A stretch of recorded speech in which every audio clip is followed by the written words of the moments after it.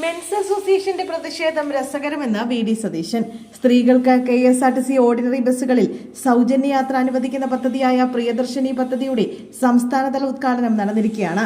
പദ്ധതിയുടെ ഔദ്യോഗിക ഉദ്ഘാടനം നിർവഹിച്ച ശേഷം മുഖ്യമന്ത്രി നടത്തിയ പ്രസംഗത്തിൽ തങ്ങൾക്കും സൗജന്യ യാത്ര അനുവദിക്കണമെന്ന മെൻസ് അസോസിയേഷന്റെ ആവശ്യത്തിനുള്ള മറുപടിയും ഉണ്ടായിരുന്നു.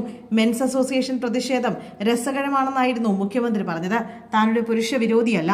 പുരുഷന്മാർ വേറെ ബസ്സിലൊക്കെ യാത്ര ചെയ്യുന്നു. സ്ത്രീകളുടെ കയ്യിലാണെങ്കിൽ അവർ മിച്ചം പിടിക്കുന്ന പണം വീട്ടിൽ കൃത്യമായി എത്തും. എന്നാൽ പുരുഷന്മാരാണെങ്കിൽ ആ പൈസ കുറച്ച് വീട്ടിലെത്തും. ബാക്കി എവിടെ പോകും? സർക്കാരിന് തന്നെ കിട്ടുമെന്ന് തമാശ രൂപേണ മുഖ്യമന്ത്രി പറഞ്ഞു. പ്രിയദർശിനി പദ്ധതി ഒരു ഔദാര്യമല്ലെന്നും അത് സ്ത്രീകളോടുള്ള ആദരവാണെന്നും മുഖ്യമന്ത്രി പറഞ്ഞു. സ്ത്രീകൾക്ക് പണം മിച്ചം പിടിക്കാൻ കഴിയുമെന്നും മുഖ്യമന്ത്രി പറയുന്നു. സ്ത്രീകളെ ബഹുമാനിക്കാൻ ഒരു സമൂഹം പഠിക്കണമെന്നുള്ള ആഹ്വാനം കൂടിയാണ് പദ്ധതിയുടെ ലക്ഷ്യമെന്നും മുഖ്യമന്ത്രി പറഞ്ഞു.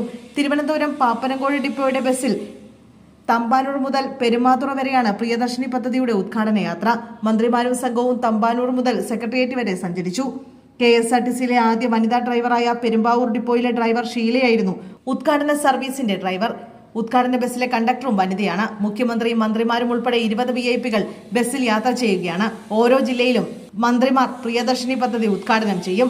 സംസ്ഥാനത്തെ 3125 KSRTC ഓർഡിനറി ബസ്സുകളിലാണ് സൗജന്യ യാത്രാ സൗകര്യം ലഭിക്കുക. ഓർഡിനറി ബസ്സുകളുടെ സബ് ക്ലാസ് ലിസ്റ്റ് കഴിഞ്ഞ ദിവസം KSRTC പുറത്തിറക്കിയിരുന്നു. സ്ത്രീകൾക്ക് സൗജന്യ യാത്ര അനുവദിക്കുന്ന ബസ്സുകളുടെ പട്ടികയായിരുന്നു KSRTC പുറത്തുവിട്ടത്. ഓർഡിനറി വിഭാഗത്തിലെ 7 ക്ലാസുകളിലാണ് സ്ത്രീകൾക്ക് സൗജന്യ യാത്ര ലഭിക്കുക.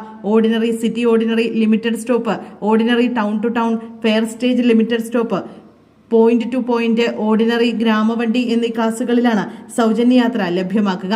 എല്ലാ പ്രായത്തിലുള്ള സ്ത്രീകളും ട്രാൻസ്ജെൻഡേഴ്സുമായിരിക്കും പദ്ധതിയുടെ ഗുണഭോക്താക്കൾ.